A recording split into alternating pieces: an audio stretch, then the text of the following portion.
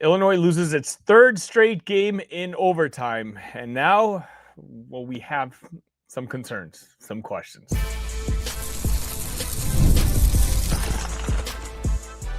You are Locked On Illini, your daily podcast on the Illinois Fighting Illini. Part of the Locked On Podcast Network, your team every day. Welcome one, welcome all to another edition of Locked On Illini. Thank you all so much for making us your first and last listen every day. This episode is brought to you by 5 Hour Energy. Have your cake and drink it too. Birthday cake flavor is back. No fork needed.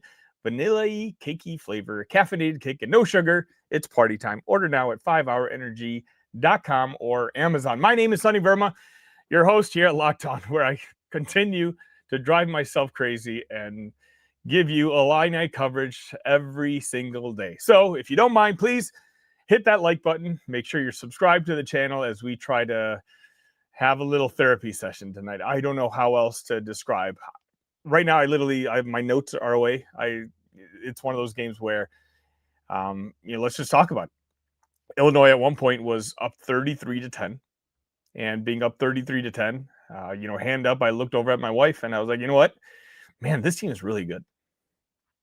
And after 33-10, apparently we were outscored by 24 points. What happened? Like, if anything, Illini fans and this Illini basketball team kind of got a glimpse of what it's like to play against the Illini. We saw a UCLA Bruins team that doesn't necessarily like to shoot three-pointers. Well, I mean, I get they shot 40% from three-pointers today. And that was one of the keys that I talked about for them to win this game.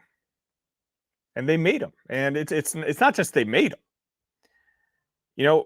I guess, again, this show's going to be a little impromptu, so bear with me. And I'm going to just verbal throw up right now, because this is what's going on in my head. And let me know in the comment section what's going on in your guys' head.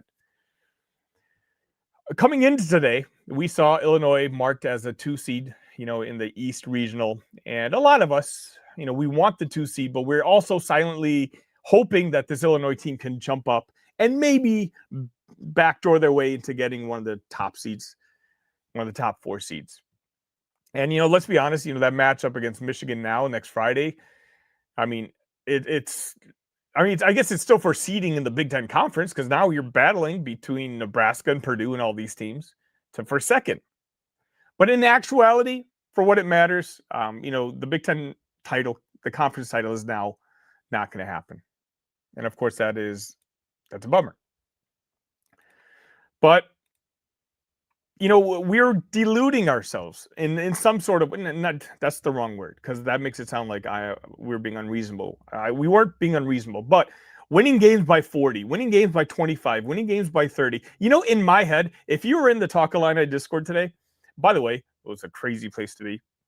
The link is in the description. Again, if you're not at the State Farm Center or in the stadium, there's no other place you should be during game day, because, man, it was a rowdy spot. Illinois was up 33-10. And UCLA made their run. And internally in my head, in that second half, I was already coming up with the narrative of the show. That maybe this is what this team needed. That if this team was cruising through every single game now that we got our 8 healthy guys back, that maybe, you don't want them feeling all that comfortable. And in my head, Illinois was going to squeeze out with the maybe, 3-4 point win. And I was going to come on here and be like, oh, man, that was tough. But maybe this is exactly what this team needed. Well, they didn't get the job done. So, that angle is out. And it's one of those where, nothing has changed my mind on the sense of the ceiling of this basketball team. And we all see it, right? At least in my opinion. I know I haven't even checked the comments yet, because if they're anything like that Discord, there's going to be a lot of angry people. And I don't. It's okay. That's what this is for. This is therapy for all of us, not just me, but all of you as well. 115 people. Okay. This is free therapy. But, for me, it's one of those where my ceiling for this team has not changed. And I know, folks are talking about every time the AP rankings come out, we compare our rankings with some other teams we think we should be higher than. Like Illinois is a top 5 team. Illinois is a top 6 team. But I think today you kind of caught a glimpse of why there is a tier.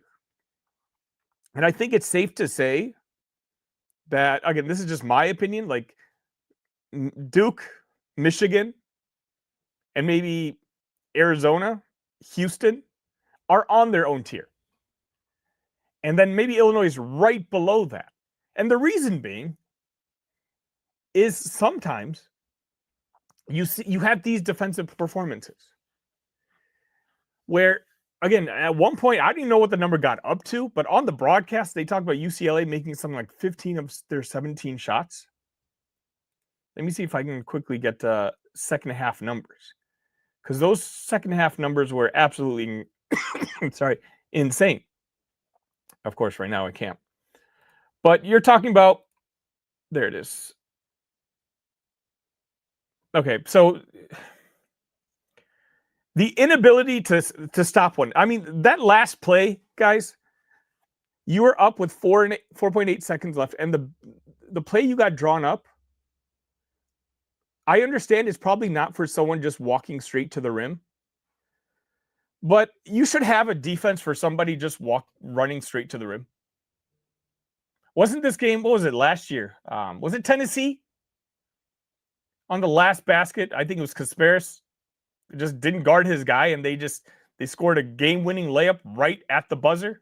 And to see that happen again today, what's the point of all the size you have on this basketball team if you're going to let guards go straight to the rim and get easy buckets? UCLA is not a great shooting team. Force them to make a jump shot. If they make a jump shot like Nebraska made at the State Farm Center, hand up, they earned it. But I think that's what leaves the sour taste in my mouth. Keaton Wagler did his job in overtime. Ben Hummerkaus did his job in overtime. And you were put in a position where you should have won the game. But really, you didn't win. And the reason you didn't win is the story of the game. You could not make a stop. And I think, ultimately, this Illinois team, absolutely, nothing's changed my mind. This team can win, get to the Final Four, and then who knows beyond that. But at the same time, doubts are starting to creep, at least into my head. This is the third straight game that Illinois has gone into overtime, and they haven't prevailed. It happened in Michigan State. It happened against Wisconsin. And now it happened against UCLA. Well, guys, when March rolls around, you're not going to be, outside maybe the first game, you're not going to be beating teams by 25, 35 points. March Madness is exactly what the name is. It's madness. It's the best collection of teams in the country. And you're going to have games where it's going to come down with 2 minutes left and a 3-point game. And right now, over the last 3 opportunities, Illinois has failed. And sure, context matters. And I'm the first one who brings it up constantly on this show. In particular, with the Wisconsin game is the one that sticks out at me. But at some point, it's going to get into your head. Now, will it with this team? I don't know. I'll be honest, it's in my head. If you've got a close game against Michigan on Friday, how confident are you right now that these guys are going to close it out? On offense or on defense? Now, granted, on offense, this team still scored 94 points. For the game, they had 1.36. Again, the offense, I know you guys are going to hate this stat. I don't even want to check the comments when I say this. Illinois scored 1.362 points per possession. So I haven't checked KenPom, but I can't imagine the offensive rating going down too bad. The offense is not the problem. The offense is never the problem. They shot 31% from three-point line, right? Which ideally you always want to hit 35, and that's what I always say on the show. But you shot okay. 31% is what? Slightly below average. You did your job on the rebounds. What you did not do your job with is stopping the Bruins. A Bruins team that's good, but they're not this good. I mean, you made them look like you. What UCLA did tonight is what we've been doing to teams all season long. All right, I'm a little late for this break, but I want to go deeper into this closing games out thing. Welcome to the 5-Hour Energy Flavor Draft with 18 different flavors to choose from, including new options like Confetti Craze, Fruity Rainbow, or Cotton Candy. There's something for everyone. The board is set, the flavors are ready, and I've got the number one pick for the 5-Hour Energy Flavor Draft. Of course, I have to go with cherry. Bold cherry in particular, candy style flavor, classic red fruit profile, bright, punchy taste. That's what I'm going to go with, but watch out for Confetti Craze. That's something you got to keep an eye out. Possible sleeper. Remember, 5-Hour Energy gives you a boost with 0 sugar. Find your new favorite flavor of 5-Hour Energy shots, available online at 5hourenergy.com or Amazon. Ever wanted to experience the NBA Finals live and in person? FanDuel is giving you the chance to turn that dream into reality with their NBA sweepstakes. Here's how it works. Use your profit boost on any NBA future, and you'll automatically be entered for a shot to win an NBA Finals trip for 2. That's right, flights, tickets, the whole experience. I love futures this time of the year. If you're watching the NBA, maybe you got a feeling on who might be able to make a run for a conference championship or maybe even the NBA Finals. Well, now is the way. Not only can you pick cash, but it could also send you to the finals. Visit FanDuel.com to get started. Use your profit boost on any NBA future and get entered for your chance to win a trip to the NBA Finals. Play your game with FanDuel, the official sports betting partner of the NBA. All right, so I was able to check some of the comments during the ad, and the Fire Brad crowd is out. I haven't seen you guys all season long. And, of course, my opinion, that is ridiculous talk. But you know what? It's a good topic for this particular segment because it's kind of where I wanted to go. When you talk about a team that just is, when it comes to late game coaching and late game closing, we've done a pretty good job of it most of the season, right? I mean, Brad has had his issues all career long. And even the most diehard Brad Underwood supporters will tell you that the in-game adjustments thing is always been the biggest weakness when it comes to Brad. Now, what the detractors of Brad won't admit is that this year, for the most part, he's improved greatly this year. When it comes to making adjustments at halftime, he outcoached Matt Painter. He outcoached Fred Hoiberg, guys that have been outcoaching him or coaching circles around him, according to detractors, for years. But, someone did say in the comment section, again, I was able to see it while I was, the ad read was going on. The ceiling of this team might be Brad Underwood. And in that case, I don't know if I can sit here and disagree with that. Brad plays the numbers. And for the most part this year, it's been a very good thing. But we saw, look, we're ranked number 10. Ken Palm had us at 5 or 6 or something. I think it was 4 coming into today. I don't know what the update is. But obviously, when it comes to game-to-game situations, it's different. Overall, on the season, I don't think anyone can complain about how this season has gone, considering expectations and whatnot. Illinois sits here at 22 wins? But the end game coach, we know the personnel is there. And we know the coaching, when you win, when you're front running, I don't think there's an issue with this team. Well, I guess except for today. You're up 23 points today, and you let UCLA catch up because of the defensive side. But, Brad, if anything else, this might be the year where we see how big of a leap maybe Brad did take. Look, and again, you guys this is a therapy session, 24 hours. We're allowed to say whatever we want in the comment section. So I read some of these comments and talk about how you guys want to get rid of Brad Underwood. And I just laugh because to me, that's absolutely ridiculous. If Brad Underwood was available on the market right now, I don't know if there would be 10 coaches that would be picked before him. If you put all the coaches in the market, he's proven that he can build a program. And right now, this year, I think this year, as much as any, is going to prove whether he can make the next level. And it might just be on Brad. Again, this might be the story that we're looking for, because if he can't clinch it this year,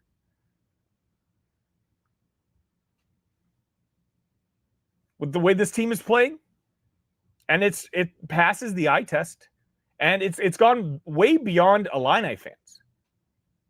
Right now, the national media talks about this Illinois team as one of the sleepers, as a team that is possibly being overlooked, the team that nobody wants to face in March. And imagine if this team doesn't make it out of that first weekend. Can you imagine? But not that I think that's going to be an issue. I'm very confident in this basketball team, right? I'm not letting emotion of this game overtake everything I've seen of this basketball team. Every game has to be a learning moment. And I know Brad's going to say the same thing in the press conference. But having them just literally the same play last year, and I think it was Tennessee, just drive right to the rim and get a layup. That can't happen. And it's one of those where Brad at some point, Tyler at some point, Cam Crocker at some point, they're the ones that are going to be under the gun when it comes to March. You know, this could be a game where, let's just say Sweet 16. Let's say they make it to the third round. If that game comes down to the last possession or last 2 minutes, and all of a sudden there's some very glaring mistakes by this coaching staff, maybe some people think he should have called a timeout there or made a sub there, or just an inability to make simple stops. Those voices are going to get loud. Those voices are going to get really loud. And it's going to be one of those where the Brad supporters are going to have a tough time defending. This is bare minimum, and call me out on it. If March happens and this team does not make it to the Final Four, I'll be here in the first round. I'll be here in round of 32. If we lose in the round of 32, all of you come in this post-game chat, call me out on it. You said, Sonny, you said minimum this team was a Sweet 16 team. And because that hasn't changed my mind. But I can't tell you that I'm not a little bit more nervous. This season might be just as much of a referendum on Brad Underwood and his career than anything else. And I know a lot of you are going to lean negative with that statement, but it's not intended to be. This, he's proven a lot of detractors wrong all season long. And look, nobody is going to be perfect all game. Look, I'm admitting Brad was very questionable this game. But you know what? Our best players have bad games. You can have a very sound basketball team. You can have the best offense in history of college basketball. But that offense, even when the offense is somewhat clicking, I don't think anyone's going to sit here and say this offense was at peak performance today, but it wasn't bad, guys. 1.362 points per possession. Problem is, you gave up 1.357, and I just checked that. And I think today is just one of those situations where, I didn't mind the close game. I genuinely didn't. I told you in the first segment, I like the idea of getting out to a big lead, but then having to deal with adversity. And, again, ideally the scenario you would have come through, because then all of us could be like, well, just wiped our forehead, put our legs up, like that was a tough one, but they got the job done. Now bring on Michigan. Right now, does anybody want to see Michigan? I watched that game against Duke today. I think Michigan wins 7 out of 10 times if those two teams play. I predicted an Illinois win on Friday, and I'm not changing that. But, I also predicted we'd lose one of these games on this West Coast trip. So, maybe one of my hunches actually ends up positively at this point. But I hadn't even gone through the stats yet. Maybe I'll do that right after this.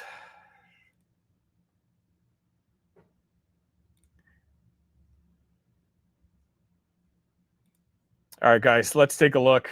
Where do we even start? Where do you guys even want to start? At this point, you split the two. Illinois shoots 41% from the field. UCLA over 50% from the field. Illinois 31% from three. UCLA 39% from three. This is what boggles me, and this is the frustrating part, guys. Like they did everything that they needed to do to win this game. Look at the total rebounds. 43-27. You had 16 more rebounds than the opposition. Offensive rebounds, you had 20 to their 8. And honestly, that's why your offensive points per possession number was so high. It's because of those offensive rebounds. It's not because of the percentage, right? You only shot 41% from the field and 31% from three. But you did your job. You took advantage of your size. Whatever the game plan was on offense, the shots did not fall. And yet you still scored 94 points. And when you score 94 points and you want to be a team that has aspirations to win the national championship, you need to be able to win. You can't ask your offense to be performing at their peak powers every single game. I really think today, and this is the first time I'm saying this in a while, right? I mean, you guys have better memories than I do. But I got on here after the UConn game, and I put that loss on the coaching staff. I don't think I've done that since then. I'm just cycling through the games right now. There's some unfortunate moments that happened, but I don't think I think this is one of those games again. And, maybe it's a wake-up call, right? It could go either way. A lot of us, the fan base, 100% is nervous. Maybe this is the wake-up call. Like, the team has gotten wake-up calls. Maybe this is the wake-up call the coaching staff need. Maybe, in a way, they're getting a little too comfortable with what the numbers say, with what the analytics say. Because you know what? During a season, during a 32-game sample size, trust the numbers. I get it. I agree with you. But on a single game basis, that one strategy, if you're too stubborn to it, well, it can fail you. And then you're not going to have another game the next day to go in that locker room and figure out what happened and what you need to fix, because you'll have run out of time. It's unfortunate, especially at our peak this year. A lot of us were talking about possibly, winning the Big Ten Conference and having an outside shot against Michigan. That dream is out. And, this team still has, well, again, I'm not even going to say anything about Michigan anymore. We'll deal with that on Friday. Right now, we're having our own therapy session. All right, let's get to some of your guys' thoughts before I let you go. I don't want you guys to think that I was hiding. I know I get a lot of folks. Here we go. Anthony's the guy. Anthony, appreciate you stopping by. Brad Undertaker, where Illinois hopes go today. See, Anthony hasn't been in the comments all season long. And it shows up in games like this. And I get it. I think I saw, there you go. I knew I saw Czar in here. 0 chance at Final Four. Because it's easy. And all I can do is sit here and be like, yeah, you're right. If they play the way they played today, you are absolutely right. Jason says Michigan is way tougher than us. They'll win by 10. I don't know, guys. I have a feeling about Friday. I've had some feelings. Unfortunately, I wasn't confident about the Wisconsin game we lost. My everydayers in here know I've been saying that this West Coast trip bothered me. that I wasn't super confident that we'd sweep it. And yeah, we're up 33-10, and I got a little happy. But I still think this is a really good basketball team. And, I just don't agree. The soft stuff, I just don't agree with. I don't know what it's based off of. I mean, did UCLA look more energized today? Yes. But we don't watch other basketball teams, right? Is there anyone out there who watches every Illinois game, but also happens to watch every Michigan game? Because those, like, you're going to have Michigan fans who watch every Michigan game, wonder, man, this team looks lifeless out there. Maybe not Michigan, just because they're at that elite level right now. But a Nebraska team. Purdue. Purdue fans were saying their season was over at one point. This happens to every basketball team. You can't just finger point yourself or finger point at Brad Underwood and say Brad is the only coach in America who does not have his team going 100% every single game. That's human nature. You guys remember what it was the second half of the Duke North Carolina game? There were the same questions about Duke. I'm not mad at that. I'm not mad at the effort. Again, the players, it's a rough game, hitting 41%. Today, I just think it was on the coaching. I don't think it's a matter of toughness. In years past, maybe I would have agreed with you. But I don't know. 123 Battle says, here are the Fire Brad people. Where have you been all season? I know. This is the biggest season we've ever had on the show. And we haven't seen many of you. Paul Miller says, hit that thumbs up. Exactly. Nintendo says, I'm not ready to fire Brad. Of course, you shouldn't be. Jason says, Illinois is not winning a title, folks. Not a bad season, but this is what Brad is. He can't get us over the hump. Post-game show, we're allowed to say whatever we want. Fedigator, my old friend, we have been coming from 23 points behind to win games all season long. No, I'm talking about the offensive blitz that UCLA put. Just insane offensive run. That's what other teams have felt like with Illinois. I hope that made sense. Fede, come back to the Discord. We all miss you. Stop says, I don't want to be firebred. I want someone to give him a tutorial on how to use timeouts and what set to run. Global asks, how do you let that happen? I'm still in disbelief. Exactly. Will says, and Will brings up a point which I tried to bring up earlier. Ken Pom is bleep if you can't win tough games. You're exactly right. That's what I mean. I hope I got that point across. I'm in agreement with you. I get you trying to play the analytics game because you want to get the highest seed possible for March. But when the brackets are set, Ken Pom doesn't matter. Bart Torvik doesn't matter. None of that. Throw it all out. Then it's just on your 5 coaches and your 12 players. Or in Illinois' case, they're 8 players. Because that's really all that we play. Let's see.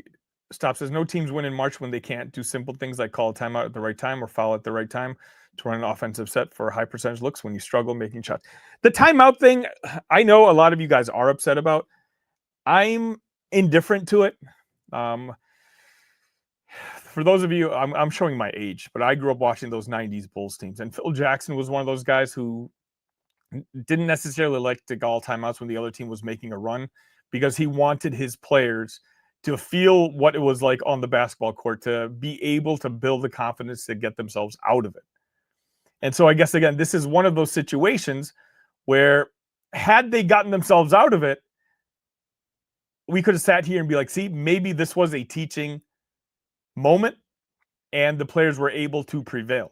The problem is they weren't able to prevail. Fedigator says, Underwood is so overrated as a coach in tight games. He has never been a great X's and O's coach.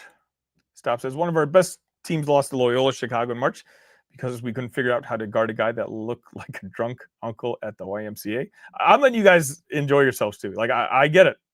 It's there's no defending on this side. But on this side, I don't even know why I phrased it like that. Again, I'm pro Brad Underwood, but I'm like unabashed backer of Brad. Let's put it that way. I think he's the right coach. I wouldn't trade him for more than a couple coaches in the country, but I'm not just completely unbiased about him either. Brad Underwood is 8-9 in overtime games, 37-36 when games are decided by 5 points or less. He's not a good coach that can take you to the big game and definitely can't win big games.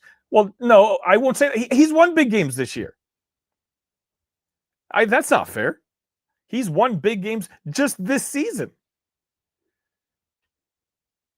Historically, it leaned negatively, I understand. But this year, I think he's made a lot of progress.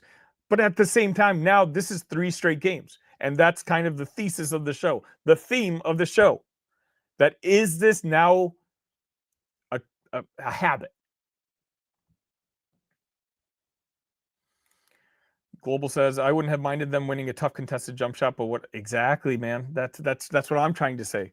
You know, if I mentioned this before, if you lost the way you lost in Nebraska, you're pissed off, you throw your hat on the ground, but whatever. The fact that you blew it that way, I'm with you guys. Czar says, dude has made one Sweet 16 in his entire head coaching career, but sure, we can't do any better. Fedigator says, why do we stink in March? Because we can't stop teams, just like tonight. And you know what? Again, if this happens again in the Elite Eight or in this, Sweet 16, yeah, Brad's going to have some serious questions. But the team itself, I think it's the best team Brad's ever had. And so, that's where I'm going to stick. All right, guys, I'm going to end it there. I appreciate all of you guys for joining me. I really do.